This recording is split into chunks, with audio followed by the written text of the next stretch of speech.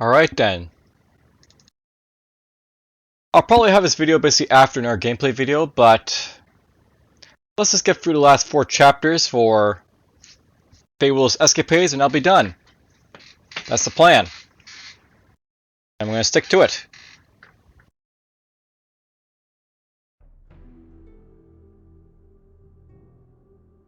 And yeah, like the volume is basically still low, so that's the thing as well, but whatever.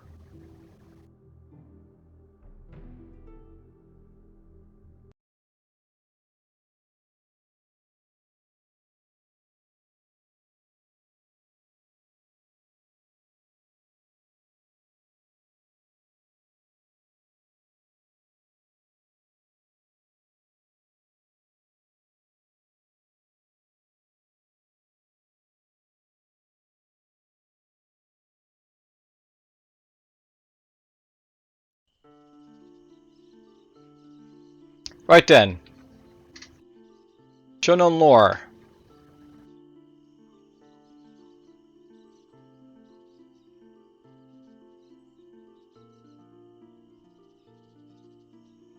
Here we go.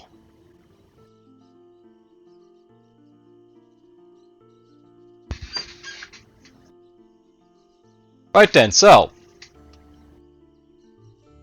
The Staff of Bones, Chapter 5. First rule of combat.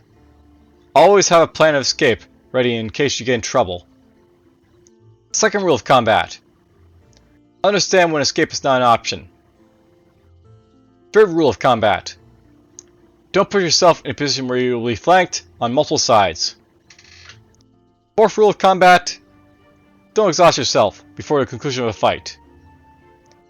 Fifth rule of combat. Don't die. I'll note that little paragraph right there. I wrote that because it's sort of like, emphasizes what you should be doing, like, in the game itself. Like, don't, like, put yourself where you can't escape. Don't put yourself in a place where you'll be flanked. Don't die. Very explanatory. Everyone should be able to follow that, but whatever. Let's get into the actual, story here. Unfortunately, not as mindless as I thought they would be. The skeletons were smart enough to keep their distance as they rounded the corner.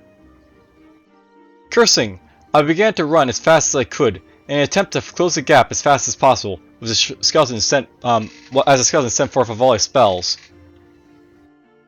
My anger exploding at this point, I felt a chaotic rush of energy fill me, and in the next moment I was cleaving my weapon through the body of one of the mages from the side. Not missing a beat at my movement, the other skeleton promptly turned to face the new direction, and unleashed a searing ray of arcane energies get clipped through my shoulder. I was about to converge on the other skeleton, but an arrow would then pierce through my foot and pin me to the ground. Realizing I needed to end this quickly, I raised my arm and immediately discharged my heat beam rune into the other mage before rushing after the archer that had loosed the arrow. Seeing my advance, it released another arrow in my direction, which I sidestepped out of the way with ease. In the next moment, I was on top of the archer, senselessly battering into submission, with a relentless torrent of blows. When the archer was dealt with, I turned once more to look in the direction of the skeleton mage. Merely walking over to it, I simply cast my arm out and knocked its skull from its skeletal frame before I had a chance to cast another spell. I panted heavily for the next few moments as the hatred within me slowly began to subside once again. As I slowly caught my breath, then heard the distinct sound of applause, and looking for the source of it, I spied the cloaked figure of the necromancer nearby. As the clapping finished, the necromancer began to speak. Alright, one moment. Ah, yes, sneezing, that's always fun. But here we go. Well done! Well done! Checking my surroundings, I could not see Aaron around me in our vicinity, making me wonder what had happened to him. Deciding to inquire as to Aaron's whereabouts, I asked, "Where's Arian?" To this, I got the response, "Oh! Is it Aaron Gael? Well, The general is occupied, at least for the moment. Likely he'll be back soon, but for now, I think I'll entertain myself with you.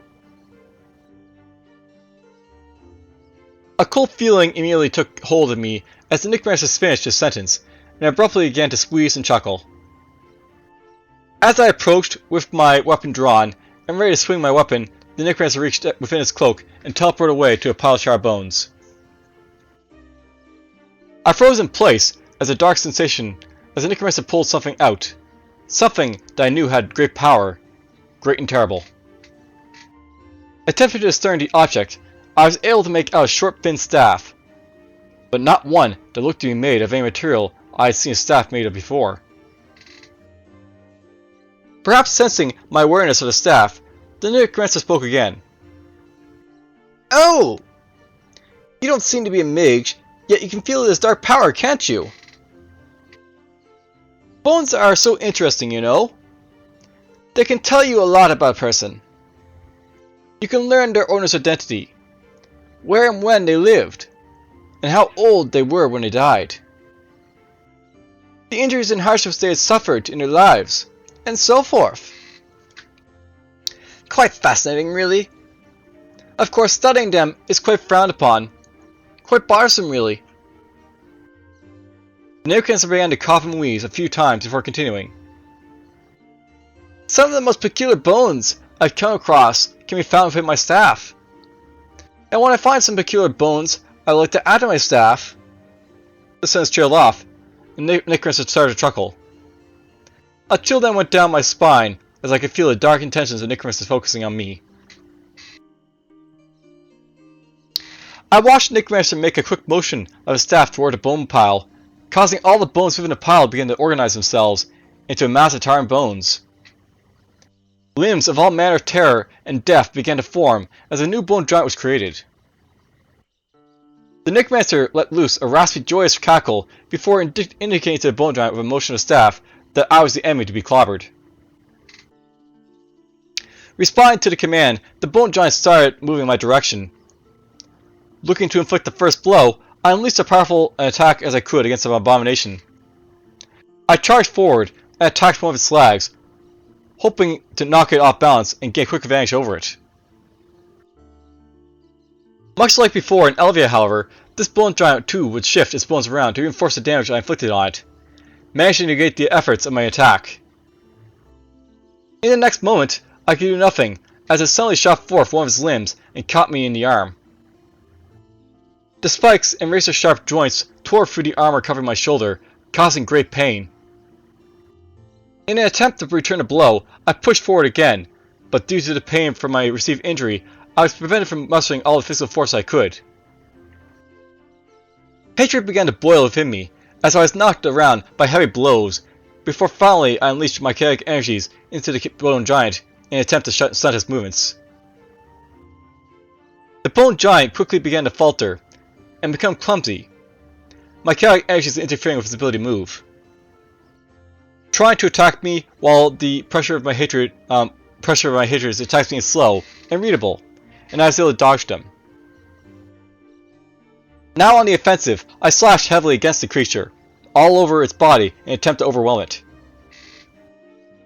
Once again, a barrier of bones formed to defend it, but not the least bit discouraged, I relentlessly continued my attack, eventually breaking through.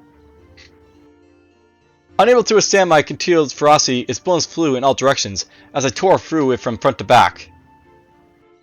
Now standing facing the Necromancer, I could hear the bone giant behind me collapse back into piles of bones once more. Now, before I basically go to the next chapter here, this is actually something to point out here, by the way, but I'll note that basically I noticed that I basically have the heat beam rune basically being mentioned here. So let's just here, yeah, basically right here. So I started my heat beam rune into the Air Mage. So I want to note that this basically piece of lore here. I wrote this before the heat beam runes were basically removed from the game. And this is actually something important to note because this is a game that gets updated, and this is actually one of the sort of amateur mistakes you sort of basically avoid in these video games and stuff like that. But because this is a game that can basically be changed on the fly, in this case basically heat beam rune is actually being removed, and people will probably have like no idea what it basically does. Essentially, like, this piece of lore here is a little bit like, out of date now, because people probably don't know like what the point of the heat beam rune is basically all about. So they seem like, Fay basically using like a heat beam rune to basically fry something, but they probably don't understand the purpose of the heat beam rune was basically to like get rid of like, detrimental effects. But anyhow, that's basically like, something like, the learn basically like from writing lore and stuff like that, but whatever. Now, I'll note that with the Bone Giant here, we basically like see like, basically like face like, a quick study, of course. So she knows basically how to sort of like, defeat like a Bone Giant by herself. And like, she basically understands like, after like it basically like, heals herself and basically keep battering it down until like it goes down again, so to speak. And that's what she basically does. Now, besides there's a Bone Giant here, note that basically we get our first mention of Staff of Bones here. And apparently, like this like idea of like the Staff of Bones actually inspired Dark God to like add something like it to the game. I'm not sure if we basically like updated talents for like the Necromancers, or if we basically like add like a bone like sort of thing basically into the game some other way. But essentially just inspired like Dark God in some way. And just to sort of like throw it out there, the Staff of Bones, like the idea for this like concept in the story here, I basically like base this off of like Chorus like Fall. Basically that's like a staff that you can sometimes get from like Core when you basically defeat him. And Chorus Fall is basically like a bone staff that like you basically get from like Core Pool. And I figure like this is basically like if this could be like imagined to be like Core for example. So like maybe like Core is basically like this guy right here like going around like the countryside like killing people. But yeah, basically the staff, that staff was actually inspired by Chorus Fall. And I guess like that staff like inspired Dark God to like add like more of a concept basically to it. So he's actually very like intrigued by the idea. But whatever. Let's just continue on, or at least like see a bit more about like this Necromancer fight, so to speak. So, Chapter 6, Evil Malice. There is truly no other way to describe the Necromancer that I met, but completely evil. One might consider the magic-hating fanatics I've written about in my earlier books as evil. But even from them, I could sense that they were attempting to bring about a better world, despite how twisted their actions might have been. This fiend of undeath, though, I could sense no goodwill from, and the actions undertaken seemed to be only for the purpose of personal amusement. Judging from the emotions that I could feel for the magic as well, I don't think the Necromancer could ever be used by anyone other than those of an evil nature. So, I'll note by the way, just like this like paragraph here. This is basically sort of like foreshadowing to like things to possibly come later on. That'll probably never actually come. I'll note basically for those who like are in the know basically, there's actually some planned expansions for this game, and one of those planned expansions is basically like the Spydry campaign. And in it, basically for Spydry, I was basically like part of like that like sort of like lore like development stuff like that for like that like one as well. And I basically like had the idea of like maybe the Spydry like inhabitants and stuff like that, they'd be like using like necromancy to like basically survive like their like harsh in like environment, as opposed to be doing it for evil. They'd be basically doing it for survival, so to speak. But basically right here, Faye's basically like sensing the evil of this guy here, and he's thinking like, and she's thinking like there's something about evil that can be like done with like this magic here, like I must like assume like this is like the thing for like all necromancers, so to speak, at this point, but whatever. Foreshadowing to things that'll never come, perhaps, but whatever. So, as I felled the Bone Giant, I could hear the Necromancer clapping once more. Very good, well done, quite the display. Your bones will truly be worth adding to my staff. The Necromancer stated in a sinister tone. Turning my head toward the Necromancer, I stated boldly. It will take more than your mere Bone Giant to kill me. Seemingly caught in thought to my statement, the Necromancer replied. Bone Giant, quite the name. Yes, I think that will do nicely as a name. Of course, you seem to be misunderstanding something. The Bone Giant, as you call it, is not quite dead. Yet. Registering the words, I didn't have much time to react before I could feel a hard blow swat me from the side. Snapping my eyes to what had hit me, I immediately realized that the bone giant was indeed not defeated, as it stepped forward to stand in between me and the Necromancer. What's more, it seemed that it had reassembled itself into a new fiendish form that was ready to do battle. As the bone giant approached to attack me, I could hear the voice of Necromancer in the background as the battle began to start anew.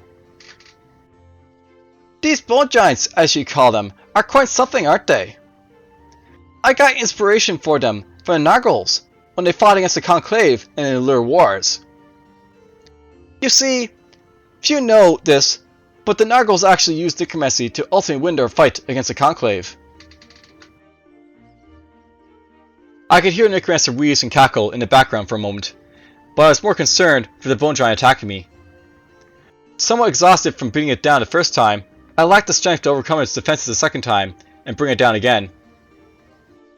I slowly proceeded to back away in order to buy some time and examine my options in regards to what I might be able to do to defeat it. The swirling barrier of bones were already circling its body. I knew that I wouldn't be able to do any lasting damage against it as a result. Sooner or later I would have to commit to the fighting it fully, and I knew that I would want to make that commitment in my own terms. Distressingly, however, finding an opportunity was made more difficult as the Necromancer continued to prowl on. These bone giants, as you call them, they can be formed in a variety of ways to kill, as you can see.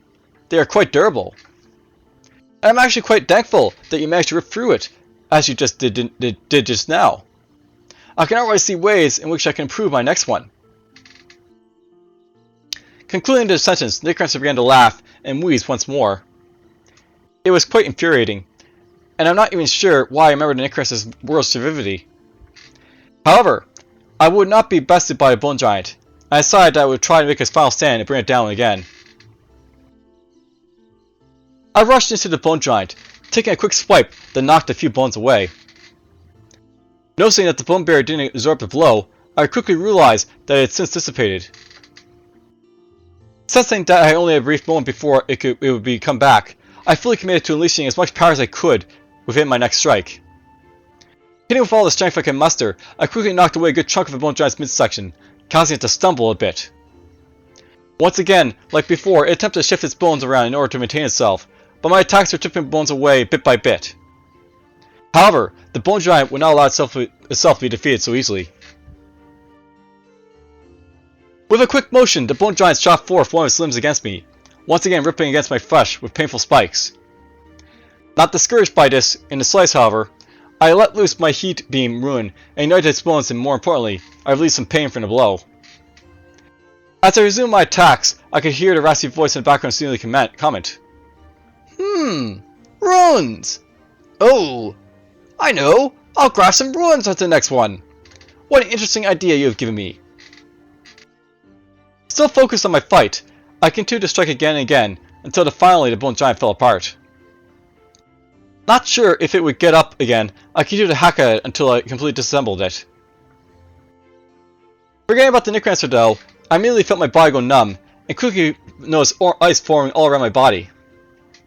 Immobilized, I darted my eyes around before responding to Necromancer with an outstretched hand. Slowly the Necromancer approached me, coming around to my left arm, where my heat beam rune was inscribed. Putting its hand under what I assumed to be its chin, the Necromancer noted, "Not once, but twice have you defeated my bone giant. I suspected you might be able to bring it down once, but bring it down right after was quite unexpected. Now I really have to wonder, who are you? You appear to be a familiar to me, but what were you doing in Elvia? Continuing around me to stand in front of me before circling around to my right, the Necromancer continued to make sounds. Proceeding to stop, the Necromancer began to muse aloud once more. Quite surprising to see you use runes. Are you a criminal exile from the forest, perhaps? Wait, what's this second rune you have inscribed? While I couldn't see the Necromancer, I could feel the intent staring at the rune of return that I inscribed on the back of my neck. From behind, a remark rang out. Ah, interesting! A Shaloran design, but judging from the markings, it appears an ogre's handiwork was involved in describing the ruinous ruin, if I'm not mistaken. Quite intriguing! The necromancer continued to talk aloud for several moments as he circled around me again and again, which is fine by me. I could feel the arcane energy replenishing within my heaping ruin, and when I had the chance, I would activate it and release myself from this icy imprisonment. Perhaps aware of my intent, though, the necromancer quickly glanced at my eyes before stating, "You are quite the oddity, aren't you? However, you aren't much to conversationalist, so there's little reason for me to keep you alive. I can easily study your corpse instead of leaving you alive, you see." I could sense the magic beginning to accumulate in one of the necromancer's hands, as he concluded by saying, "Farewell, Valor." Alright, so, this chapter. So, I'll note this is like, a very lore-heavy chapter because it basically, like, takes part, a lot of, like, the sort of information for, like, the, other lore is basically in the game, specifically between, like, the Conclave and, like, the Nargol Kingdom. So, this game never actually sort of, like, stated, like, where Bone Giants basically came from, but I figured I basically sort of, like, basically explain a little bit about that because, essentially, the Bone Giants here is, like, they're sort of like a sort of like an accident, so to speak, that basically came about from, like, the Nargol Kingdom and, like, the Conclave Wars. Essentially, like, the Nargols weren't necessarily trying to make Bone Giants, but they actually, like, because they had, like, were using it, like, in such a wide scale, sometimes they'd accidentally make one. And essentially, like, this is, like, inspiration basically from that, so to speak. So, from this, like, this chapter here, you're basically, like, seeing, like, this is not, like, a regular Bone Giant we basically fought here, it's basically Eternal Bone Giant. And we're already basically giving ideas to, like, this necromancer to make, like, the rune-based Bone Giants basically follow. So, essentially, like, it's explaining, like, a lot of, like, about Bone Giants right here, in this piece of lore. And that's basically what this, like, chapter is basically all about. It's explaining about, like, Bone Giants and, like, where they basically came from, like, inspiration-wise, and, like, how they are basically, like, designed, basically, so to speak. Now, a note as well, because, like, Fay Willows is basically a Florin, and she's basically in Elvia right now, it's basically piquing the interest of the necromancer quite a bit, because he's, like, just casually just, like, walk around, like, what the heck is going around with this, like, this, like, combatant here. And at the same time, you can tell that this, like, necromancer is, like, way higher level than, like, Fay basically is, because he's, like, completely unconcerned with, like, what she can basically do. He realizes, like, she's strong enough to basically take one of his Bone Giants basically out, but to fight him basically, like, at full power, he knows, like, Fay Willows has no chance basically of, like, defeating him, so he's just, he's just, like, take his time studying her to, like, basically learn, like, more about her. And, at the same time, you can basically see, like, this demeanor basically about him, like, what can I basically learn from, like, this, like, floor, like, battling against my Bone Giant, for example. That's his basically mindset right now. So, even though, like, Fay's there, like, in, like, this, like, sort of, like, scenario, it's more so, like, she's more of, like, a toy to this necromancer than she is, like, a threat, so to speak. It's, like, the takeaway. But whatever. It's time to really show off, like, this how powerful this guy basically is. Powers of Undeath, Chapter 7. Something that I've always wondered about is why people give names to inanimate objects. Orion would lose hold of his weapon at some point during the fight with the necromancer, though I'm not specifically sure at what time in the fight this would be. Even now, as I write this, Iranian frets over his lost sword as if he lost a loved one. While I can understand how one can get accustomed to a weapon, surely he can find another to use instead. So yeah, just like a thing about, like, about artifacts basically in this game, so to speak. I'm not basically in this game. I'm not really sure if Aaron basically has, like, a specific artifact, like, corresponding to him, but basically just, like, the sort of idea, like, the artifacts basically, like, you may maybe find in this game. Sometimes they may be wielded by, like, the, like, different, like, actors, but other times they might just be lost by them, and, like, this basically sort of shows, like, he's basically fighting, like, this necromancer here, and, like, he drops his weapon, in the fight, but whatever. Let's just, like, see how this fight basically, like, unfolds, so to speak, as Aaron basically comes to the rescue of, like, Fay Willows here. Sensing that I need to act now, I activate the heaping rune, melting the ice around me, and sending a surge of blasts of fire towards the necromancer. As the necromancer stumbled back in flames, as I took the moment to heave my weapon forward with all the force I could muster. Only they pierced through nothing, as the Necromancer disappeared.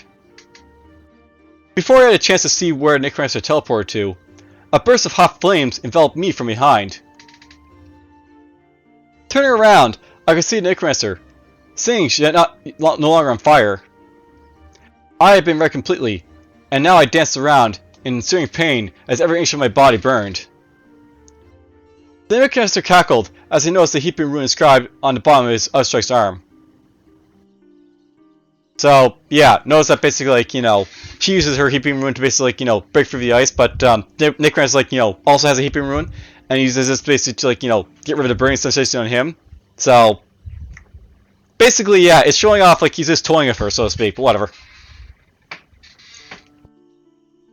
Annoyed at how easily I had been handled, I gritted my teeth and charged forward at the Necromancer, only to be stopped by several undead blocking my way. Cackling some more, I felt a sharp pain cut through me as the Necromancer released a dark beam of energy that shot through the skeletons and me. As I cringed in pain and had little time to react before Necromancer's minions began to attack me from all sides. Infuriated, I began to strike at everything surrounding me, tearing a path through the undead up to Necromancer. Coming face to face with the fiend, I was about to deliver a great blow, but with a simple wave at me, I felt a heavy force slam into my chest. Darkness seemed to pierce my mind, and I tried as my might I could not resist it. I was sent curling backwards, where I slammed into a wall. My vision began to blur as I lay on the ground. Despite this, however, I could still hear Necromancer cackling before the yammering began again. How pathetic!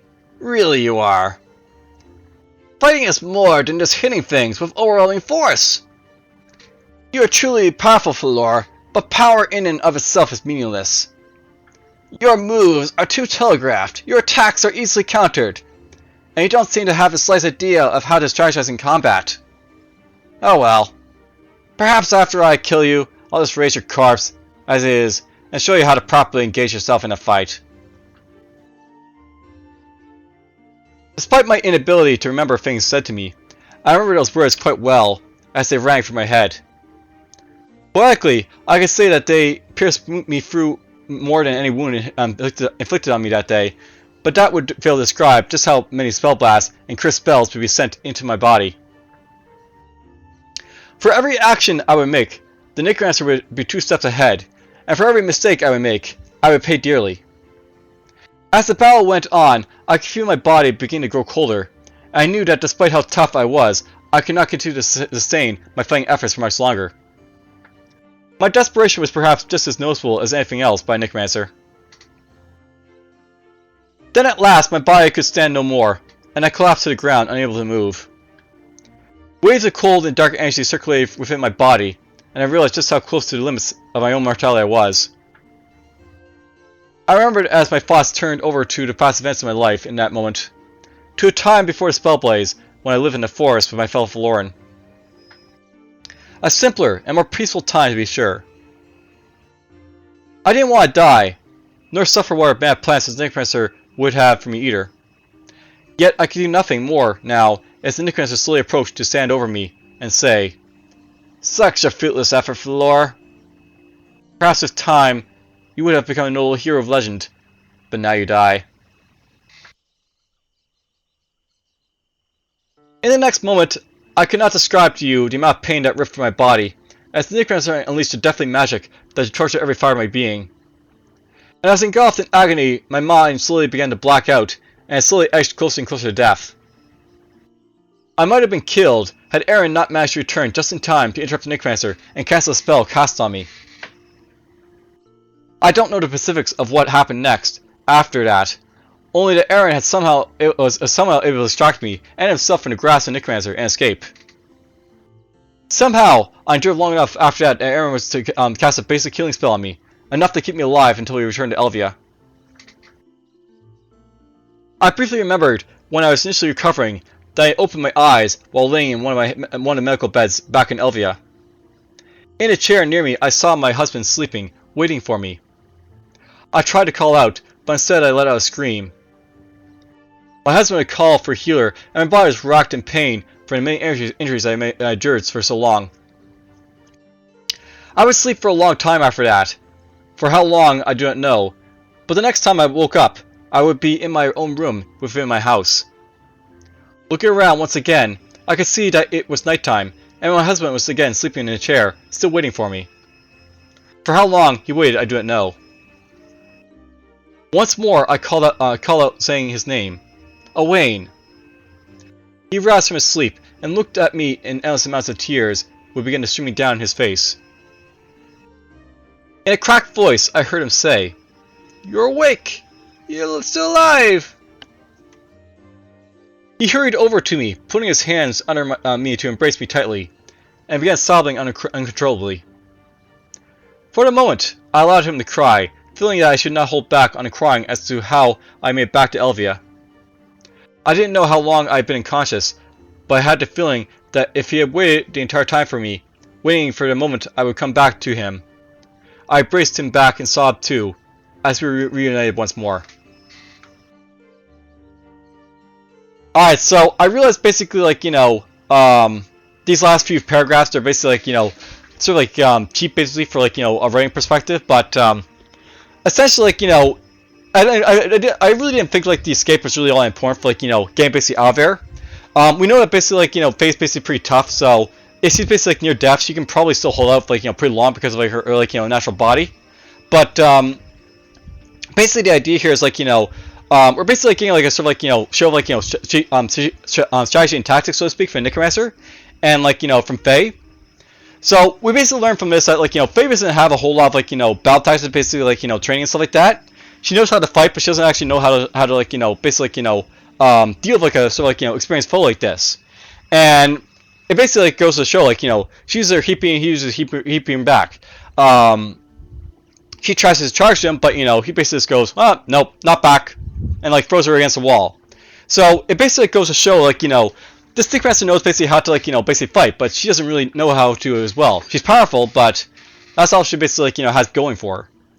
And, it just goes to show, like, if you basically know how to handle Faye, then, like, she's basically a pushover for the most part. But whatever. Now, I guess it's probably worth knowing, by the way, that, like, basically Necromancer is basically sort of using, like, maybe we'll add her to, like, bonus to, like, his like, staff, maybe let's use her, like, a corpses to show her how to fight.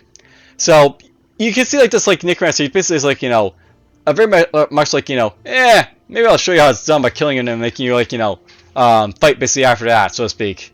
But whatever. Alright, so, this idea, by the way, of, like, reanimating her corpse basically after. I wonder if this is sort of, like, actually inspired a little bit by, like, where basically you find this lore in, like, the Tower of Dreadfall. Basically, like, the master who basically, like, inhabits, like, Dreadfall, if you're probably aware, he basically reanimates the corpse of, like, the halfling, the dwarf, and, like, the human basically after.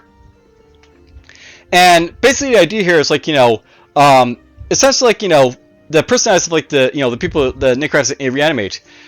Basically, that, like, the master, you can see, like, he basically gets inspiration for doing this because from, like, this, like, piece of, like, lore right here. So, in a way, it basically shows why this, like, lore is connected to Dreadfall, because, basically, like, this Necromancer is basically in Dreadfall, he's reading this lore, is basically like, oh, okay, this is interesting. Maybe I should, like, take, some cues from this, so to speak.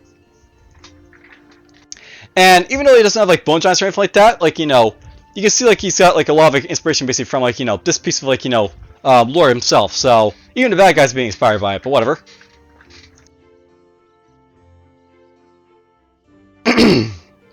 And finally we get to the last chapter, From the Brink of Death. So here we go. Now, no bother, there's, like, no, like, Talis text basically up here. That's because it's all down here, so we'll get to that in a moment, but let's just get into the story, I guess. Eventually, when I got the story from my husband, I found out what had happened after the battle in detail. The Necromancer had apparently fled, or perhaps allowed for Iranian to retreat with me back to Elvia. I was very close to death, but the healers worked tirelessly to stabilize my condition. Although having difficulties doing so due to my spell-based inflictions and terrible injuries that had been wrought on my body by Necromancer's spells. For many days, I remained within the medical facilities, as the healers worked to save my life, before eventually being relocated to my own home under the care of my husband. At this point, a somber expression took hold of my husband's face, his eyes looking in the direction of my body. Lifting the covers up, I soon understood why, seeing the blackened scars engraved on my body, a result of my recent battle. Meekly, he told me that while the healers were sure I would live, the wounds that inflicted on my body would leave deformed scars that would never heal. For a moment, I sat still as I contemplated what to say. Then smiling any without hesitation, I looked up, pulling off the covers it made to stand. Pain surged through me as I did, but I stood in front of my husband nonetheless. Owain's eyes darted around, and his mouth stammered, until I looked him in the eyes and made my way over to kiss him. Raising my head, I stated to him in a quiet tone, "I do not care how I look as long as you Owain, still love me. That alone is enough for me to continue on." At this, his body relaxed, as I slowly descended to kiss him once more, being embraced within his arms.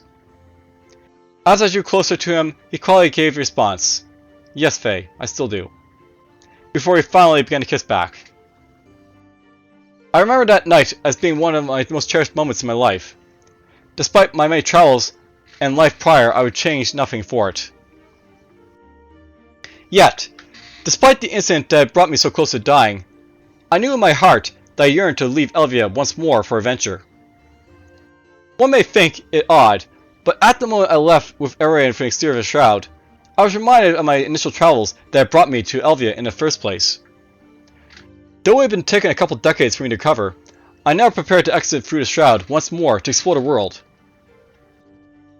Owain deeply disagrees with my decision to leave, but out of his love for me, he won't stop me from going. I also know that should I ever truly find myself in danger, I can use a rune of return still inscribed on me to return from danger. From what I learned from the Shoreline Scouts, there is not much happening outside Elvia's walls to serve as destinations to visit. A lot of the bands of men now roam the nearby lands, some driven to banditry by desperation, others seeing an opportunity to take from others as a result of Nargles being unable to exact control over their lands as they once did. Despite our seclusion, it is a problem that affects us here in Elvia as well, as what little interaction we have with the outside world is made even more difficult. It is believed that a major hideout and staging area for attacks can be found in the Old Forest just to the north of here. Rumors of those magic-hating steelets are also abound, as are the heinous atrocities they commit. Their reach is vast, and it's believed that they are influenced the politics of many human kingdoms and the elder or halflings. No longer content to act in the shadows, trained bands of their anti-magic warriors scour the lands for any who cast magic, or in possessions of items powered by the arcane. Curiously, there is speculation about some ogres flying along their ranks, though how this is possible I don't know. Still, I should be careful should I run into one of their traveling groups, as I would have a difficult fight on my hands for sure. Outside of the various movements of such deceitful groups, some of the Shoreline researching the effects caused by the spell blaze believe that the prevalent mark of destruction can likely be found along the blackened shorelines to the east of Elvia. This was the initial path that the destructive energies of the spell blaze took, and it's really reason that the better understanding can be obtained by visiting the area. However, the Shoreline know that venturing out past the shroud would be dangerous, not to mention how hazardous those lands are. Despite the dangers, though, it is important to know just what sort of lasting damage the spell has left in the world. I won't be discouraged from leaving Elvia because of the battle I lost with Necromancer, though that doesn't mean I will rashly throw my life away either. There are people who need help and village schemes to be forwarded, and if I can help with the task, then I shall. I will be cautious in whatever I pursue in the outside world, and you can be sure, Wayne, that I will soon be writing another book of my escapades. Wait for me, dear husband, for when I come home, you know the first thing I will do is return to your arms, but for now, I sit off in the land I call home and offer aid where I can. Alright, so, basically, like, you can see, like, this is sort of a conclusion, like, book right here. I'm not basically, like, for, like, the, basically like, to sort of like, distinction about what's going on basically outside of like Elvia. We can see like, back in like the time, like, during like, just like the 50 years basically after Spellblaze, because that's when like this is being written now. Back in the old forest, basically have like, the banditry basically sort of like, starting to take place. So it basically shows like, the banditry in front of like, the old forest basically like, goes back quite a bit. And on top of this, basically as well, we also have like the rumors like, the Ziggurat patrols basically starting to take effect. And she doesn't understand like how ogres are basically fighting in their ranks, but we basically see that the Krog are basically starting to be employed, so to speak. So we now have like Krog to basically sort of deal with at this time. And then of course we basically have like the Spellblaze like mark, so that's the thing as well. And even though it's sort of like a later dungeon, like basically to sort of like deal about, it's basically like one that like at this time is like not basically inhabited by like the cultists, so it's not as dangerous perhaps as like it would be basically during this time just yet. But whatever.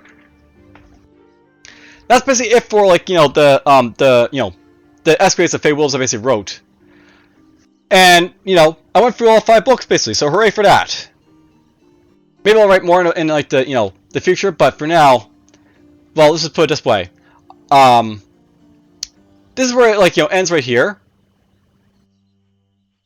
And yeah, my screen can't even show like all like the escapades of Fay Willows basically because I wrote so much of it just for like this one book. And I think all this, but this like just like these books for Fay Willows, they're all pretty long. So I pretty much wrote like probably the majority of like the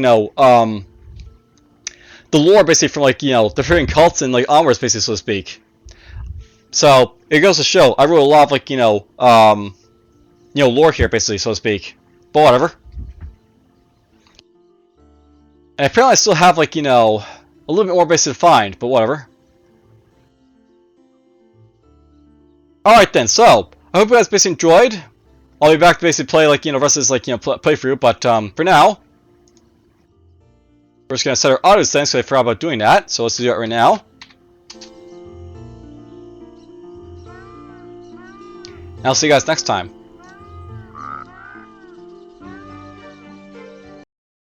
Take care.